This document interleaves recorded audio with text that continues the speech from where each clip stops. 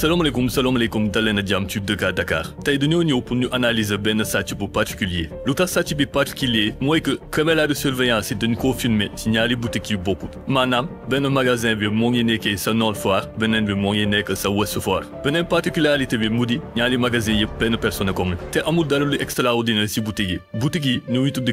Califri nag dafa nekk benn enseigne boo xamante ne dafay jaay ay smoothie caakiri wala ay potu ngalax après présentation bi nañ analyser image bi ngeen di gis nii muy jóge ci caméra de surveillance de Califri bu nekk fële sa Ouest Foire ñaawteef fi moo ngi xew diggante 5 heures du matin ba 6 heures du matin.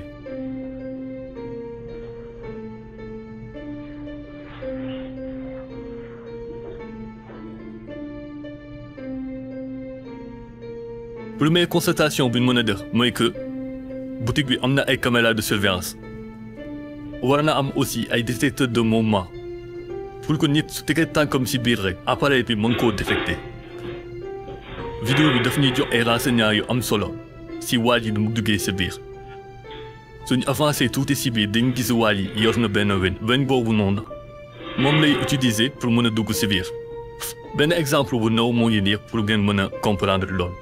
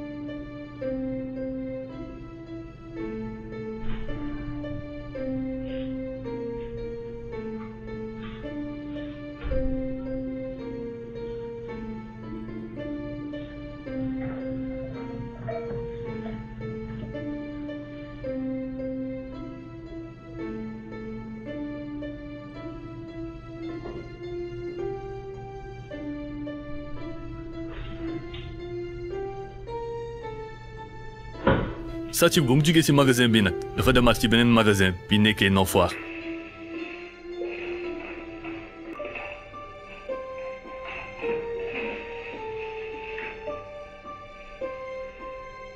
ñaari cambriolage benn constatation la ñuy def que ni ñaari magasin yëpp seen buntu yi ay buntu aluminium la même su fekkee ne am na ay rideau métallique gars yi am na technique yoo xamante ne mën nañ koo utiliser pour mën koo yëkkati.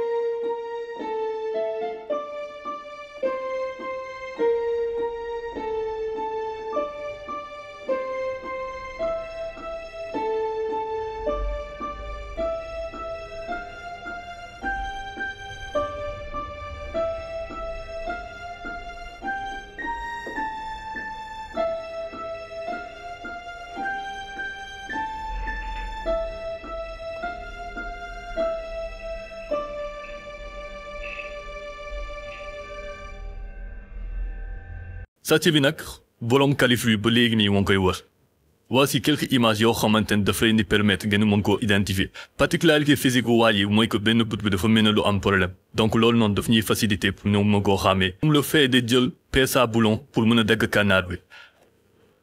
pour renforcer sécurité bi mën na jël ay kànnaar yoo xamante ne dafay am alarme bés boo ko laalee rek dafay déclencher benn bruit boo xamante ne dafay alerter képp koo xamante ne dafa nekk aux environs. beneen astuce bi mu di aussi am ay détecteur de mouvement ci biir boo xamante ne da nga koy relier benn moniteur. principe bi c'est simple soo duggee rek affaire bi daf lay détecter ci lay commencer générer benn bruit boobu noonu nag dafay assourdissant. pour la arrêter ko c'est simple dafa am benn moniteur boo xamante ne mooy ne ci boolu buntu bi da nga fay dugal mot de passe soo ko dugalee rek c'est le bruit di arrêter. technique boobu c'est très intéressant parce que bruit bi su retentissé rek automatiquement dafay alerter képp koo xamante ne dana nekk aux environs. te loolu mën na indi benn panique ci kii bëgg a def ñaawteefu mel noonu.